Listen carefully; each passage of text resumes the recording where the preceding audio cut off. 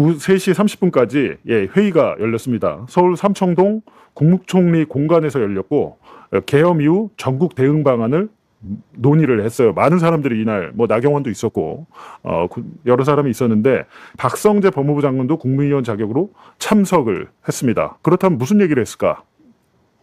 참석자는 이제 좀 전에 말씀드렸듯이 굉장히 많은 사람들이 10여 명이 참석을 했고 추경호도 있었고 나경원, 김기현도 있었고 비서실장, 안보실장, 정무수석, 민정수석, 윤석열 빼곤 다 모였어요. 주요 인사들이 모였는데 이때 모여가지고 무슨 얘기를 했나 봤더니 이제 판결문에 보면 내각 총사퇴를 요구하거나 김용현 국방장관을 자르자, 윤석열을 탈당시키자, 윤석열의 직무정지. 근데 이제 이게 중요하죠. 윤석열의 직무정지나 탄핵 요구는 보류를 했다는 겁니다. 보류. 이게 중요합니다. 정작 해야 될 거는 이거를 했어야 되잖아요. 이거를 했어야 되는데 그러니까 해야 될 일은 안 하고 이거를 했다면 지금 불려갈 일이 없죠. 이거를 안 하고 나머지 이런 쓸데없는 짓들을 했다라는 거죠. 좀 더 이제 구체적으로 보면 판결문에 훨씬 자세히 나와 있거든요. 이때 이제 중요한 것은 윤석열의 방어 논리를 이 사람들이 만나가지고 모의를 했다는 거예요.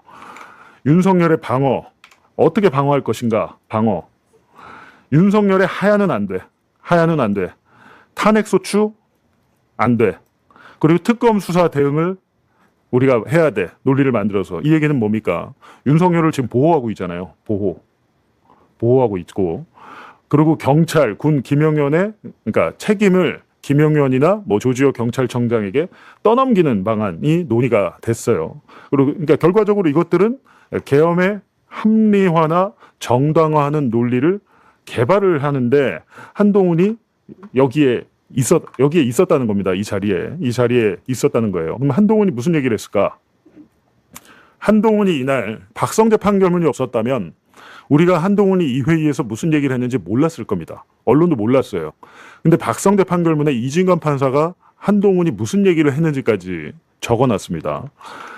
계엄의 정당성과 이유를 논리적으로 구성해야 된다라는 얘기를 한다거나 국민을 설득할 수 있도록 대통령이 윤석열이 국민에게 기자회견을 열어서 설명을 해야 된다. 그러면서도 윤석열이 자기 주장만 하면 안 된다.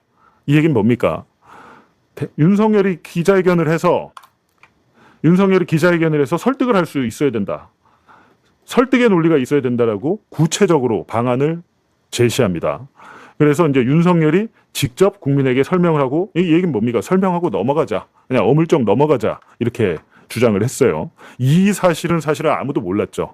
아무도 몰랐는데 특검의 수사 기록을 이진관 판사가 꼼꼼히 다 분석을 해가지고 시간대별로 이 사람들 참석자들이 무슨 얘기를 했는지 판결문에 적어놨기 때문에 우리가 알 수 있었던 겁니다. 당시에 이제 이 사람들이 또 모여서 계엄 선포 이유를 만듭니다. 윤석열한테 물어보지도 않고 자기들끼리 모여가지고 계엄 선포 이유를 조작을 해요. 계엄 선포 이유를 조작을 합니다. 야당의 의회 폭거가 헌정 질서를 문란하게 한 것이다. 야당은 민주당이겠죠.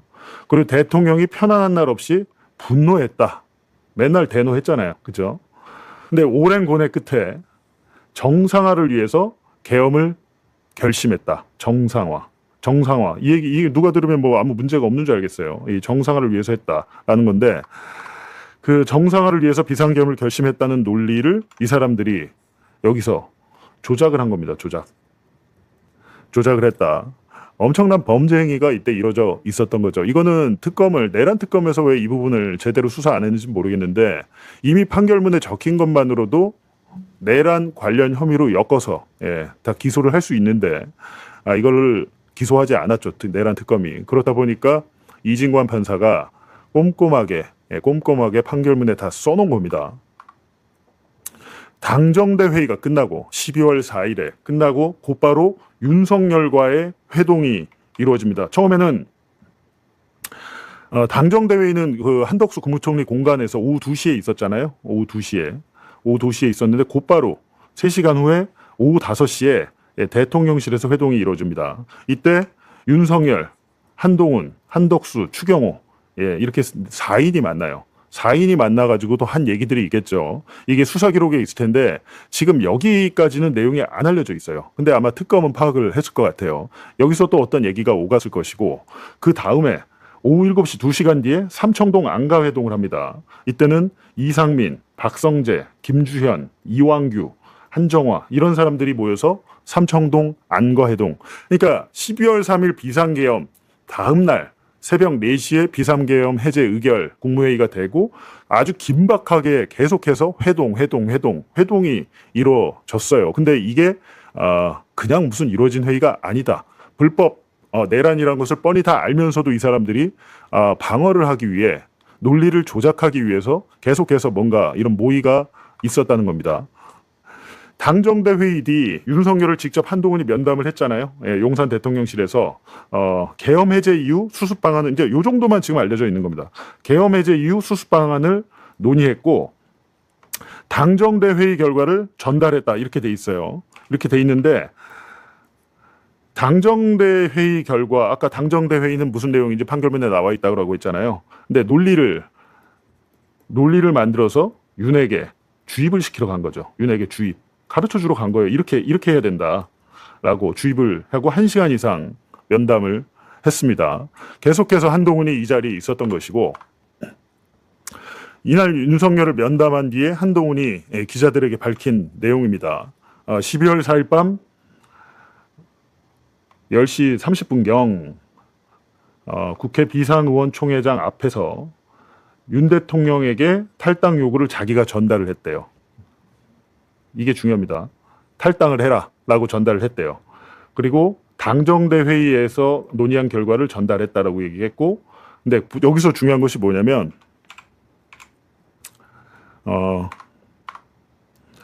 대통령 윤석열을 만나서는 탈당이란 얘기를 하지 않았답니다.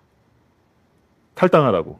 막상 만나서는 뭐 쫄았는지 어쨌는지 말을 안 했다고 해요. 그리고 기자들의 탄핵 질문에서는 답변을 유보했어요.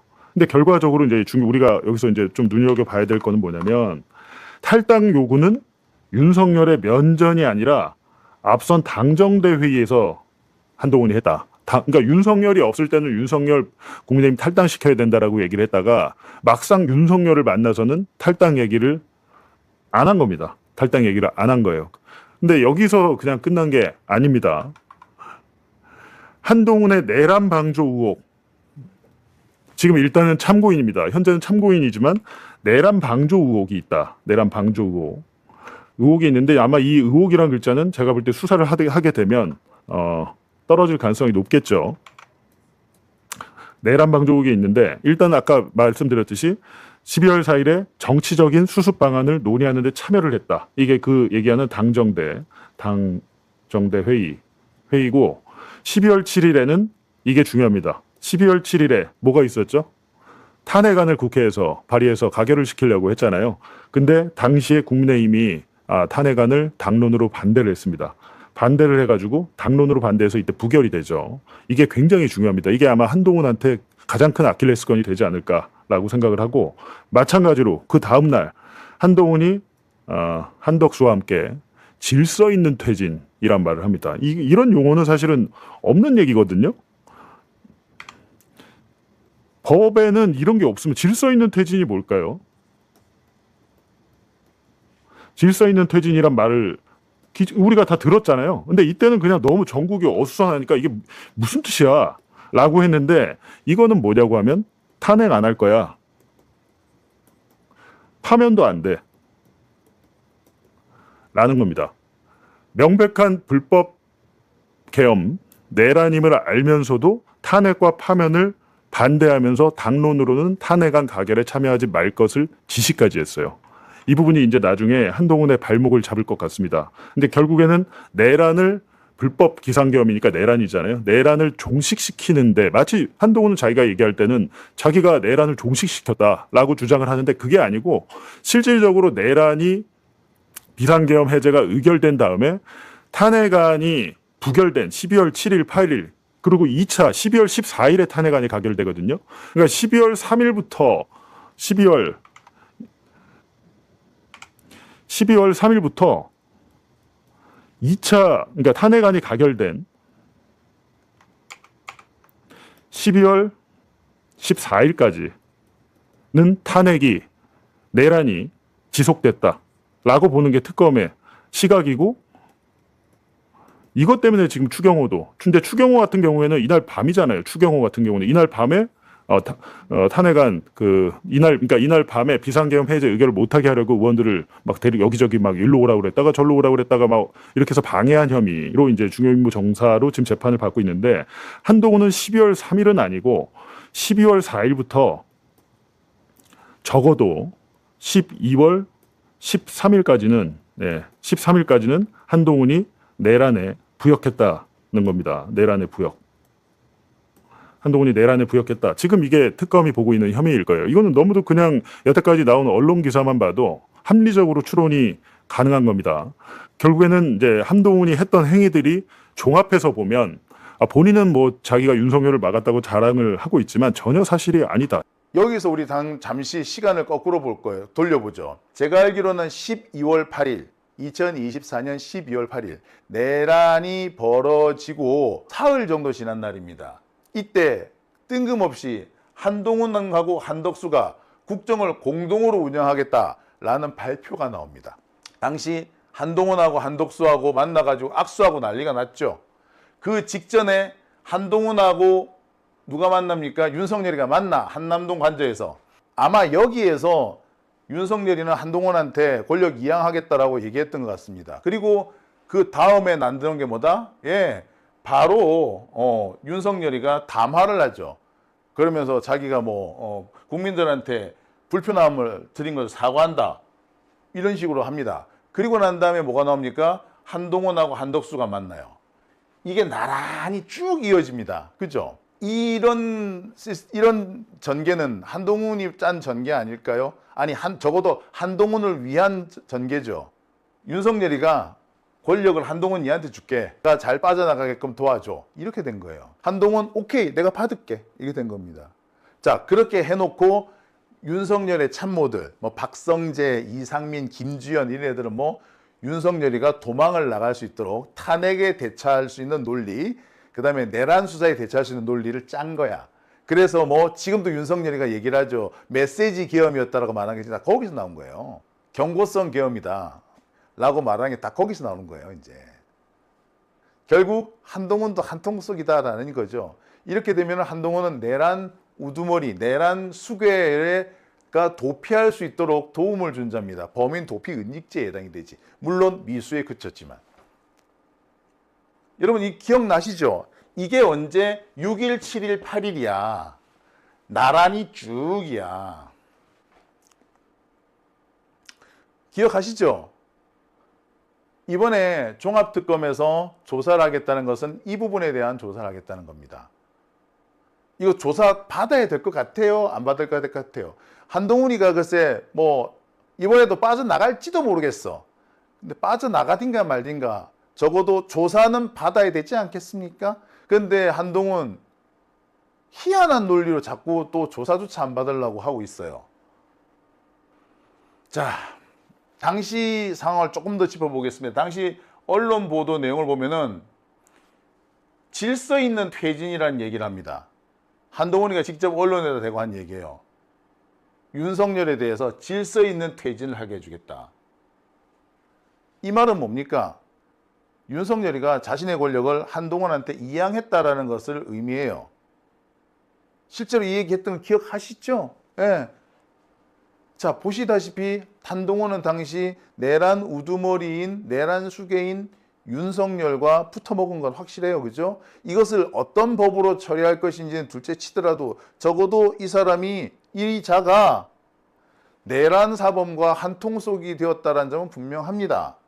그죠? 그리고요, 제가 다시 한번 얘기합니다만 내란이 종료된 것은 계엄이 해제되었을 때가 아니고요, 윤석열이가 체포된 순간부터입니다. 그때 내란이 끝난 거예요. 그렇게 보자면 한동훈은 내란에 가담을 한 겁니다. 이거. 여러분 기억하실 겁니다. 당시 12월 7일인가요? 윤석열에 대한 탄핵이 한번 추진됐다가 실패한 적이 있습니다. 탄핵 투표를 못했죠. 그래서 탄핵 그 소추를 발의를 했는데 3분의 2가 투표에 동참을 해야 되는데 3분의 2에 이르지를 못했습니다. 투표를 안 해버렸어. 그래서 투표 불성립이 됐던 기억나십니까? 그게 12월 7일인가 8일인가 그랬죠. 그리고 12월 14일 한 번 더 투표를